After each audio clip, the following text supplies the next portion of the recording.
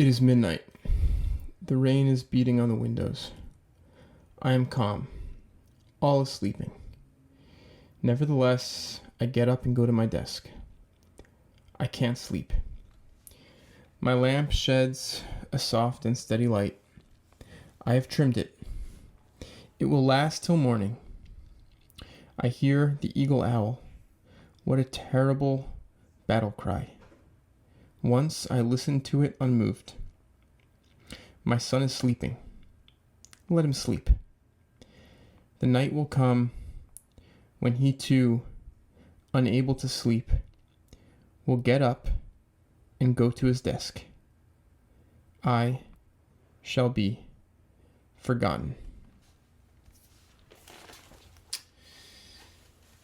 There's a book I've been thinking about recently. I've been just thinking about it and visiting it, and I don't really know why.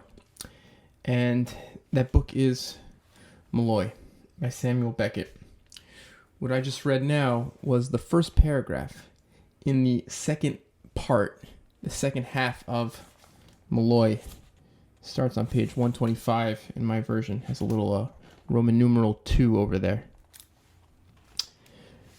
And there's so much just going on in this first paragraph, and every paragraph for me is as strong and as gripping. It has the staccato rhythm of an interior monologue, these sharp, fleeting observations, these thoughts that come in and out of our mind and unobserved, because it's like Beckett is observing the part of the mind that usually is tasked with observing. There's like an amazing proximity going on in this entire book. It's unlike anything else I've ever read, where we're used to hearing people at some distance. We're used to seeing people at some distance, but we're inside the mind of our narrator, Jacques Moran, in the second half of the book. And being inside his mind is like a view, a perspective which is so unusual and so claustrophobic. And our narrator, Jacques Moran, in this middle of the night insomniac state where he can't sleep, in this sort of staccato mode of observing, jotting down what he sees, what he observes, what he thinks. He does so much with time. He plays with time. It's midnight is the opening words of this section. He hears the sound of the eagle. He says, "Once I listened to it unmoved." A reflection on the past. Speaking about his son, the night will come when he too, unable to sleep, will get up and go to his desk, and I shall be forgotten. Playing with the tenses, the way the mind dances all over the place, past, present, and future. Our narrator goes on to say that he's writing a report, that he's ruined, he says, and his son is ruined also. And we learn early on that he is a kind of secret agent, a kind of spy, and he was tasked with this mission to track down this one character named Molloy. And this mission ruined him. And this is his report. These are his notes on that story, that mission. Sunday morning, and he's eager to receive Mass in church. That's very important to him. He says, "The weather was fine. I watched absently the coming and going of my bees. I heard on the gravel the scampering steps of my son, caught up in I know not what fantasy of flight and pursuit. I called to him not to dirty himself. He did not answer. All was still, not a breath. From my neighbor's chimney the smoke rose straight and blue. None but tranquil sounds, the clicking of mallet and ball, a rake on pebbles, a distant lawnmower, the bell of my beloved church." And he goes on and on, And he concludes, in such surroundings slipped away my last moments of peace and happiness. And he goes on to describe a messenger approaches him in his garden. And it's the messenger who has this mission that he's going to send him on. And he delivers this mission to our narrator. And it's worth noting at this point, before we go any further, that Jacques Moran is a extremely unlikable character. Extremely.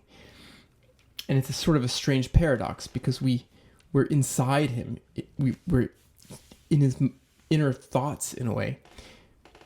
And so we feel as close an affinity as you could feel with any fictional character.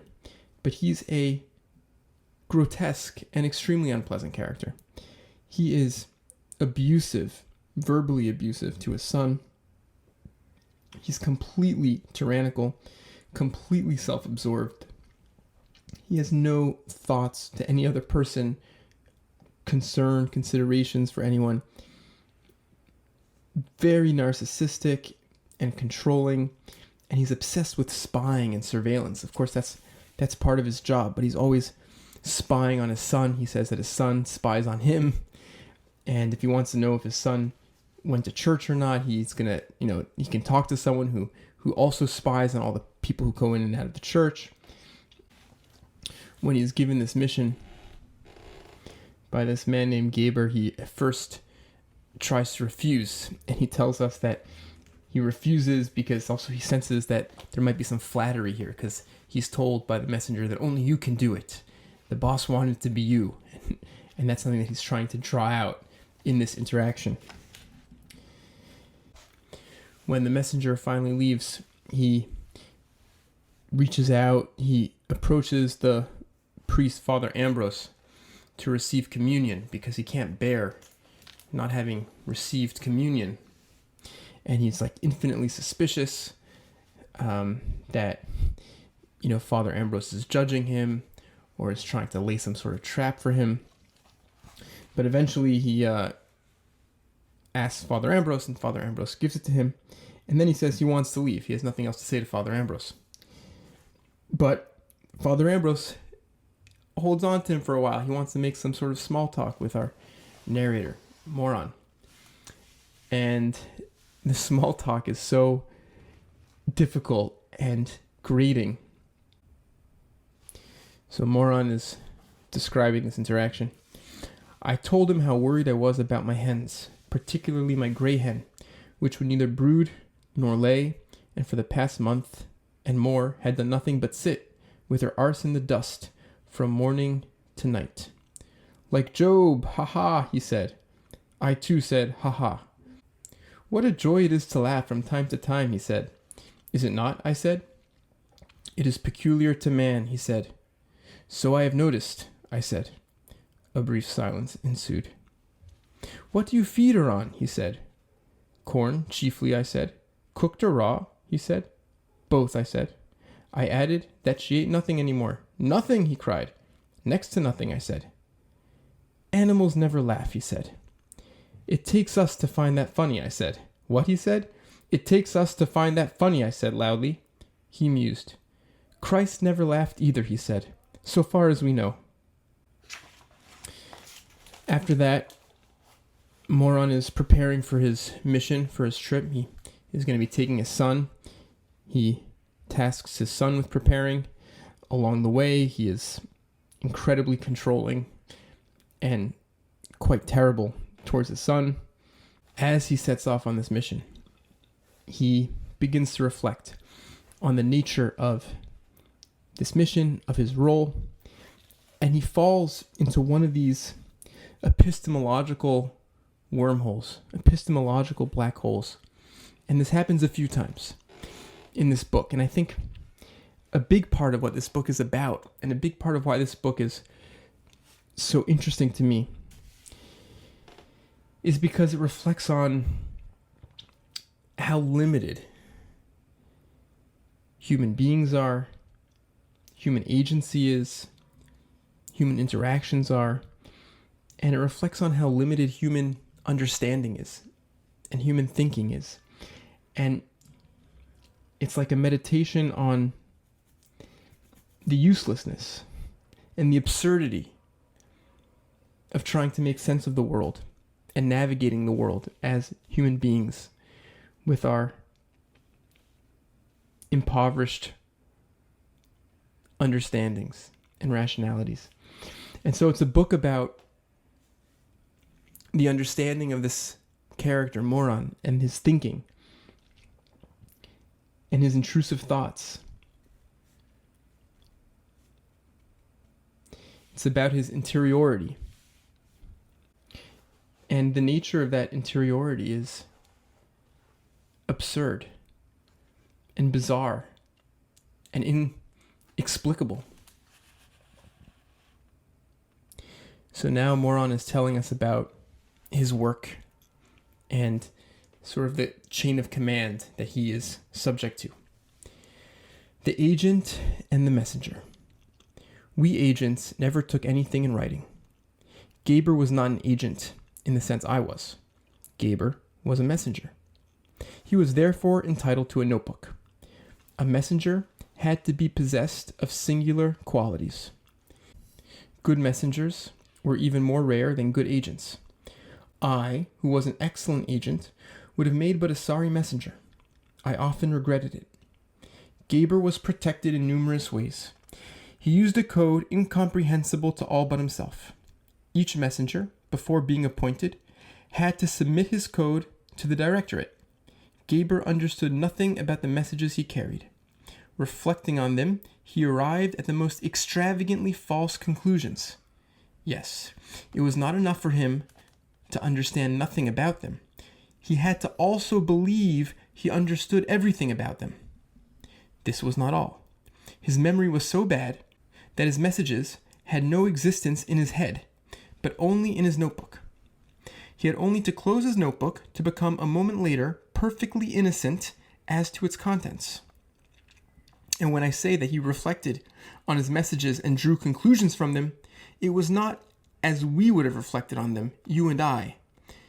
The book closed, and probably the eyes too, but little by little as he read. Skipping a bit. And when I speak of agents and of messengers in the plural, it is with no guarantee of truth, for I had never seen any other messenger than Gaber, nor any other agent than myself. But I supposed we were not the only ones, and Gaber must have supposed the same, for the feeling that we were the only ones of our kind would, I believe, have been more than we could have borne. And it must have appeared natural to me that each agent had his own particular messenger, and to Gaber that each messenger had his own particular agent. Thus, I was able to say to Gaber, "Let him give this job to someone else. I don't want it." And Gaber was able to reply, "He wants it to be you."